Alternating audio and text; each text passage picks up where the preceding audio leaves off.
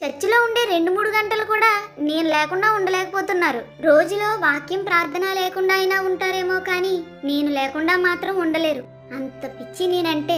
నేను అబద్ధాన్ని నేర్పిస్తాను, వేషధారణ అలవాటు చేస్తాను, తప్పులు చూపిస్తాను, చేయిస్తాను, భక్తి నుంచి వెనక్కి లాగి లోకంలో కలిపేస్తాను, నరకానికి పరుగులు పెట్టిస్తాను. నన్ను మితంగా వాడిన వారికి నేను ఉపకారిని, కానీ అతిగా వాడేవారికి మాత్రం అపకారిని. నా ద్వారా దేవుని వాక్యాన్ని విని బలపడిన వారు ఉన్నారు, బలంగా దేవునిలో ఉండి దిగజారిపోయిన వారు ఉన్నారు.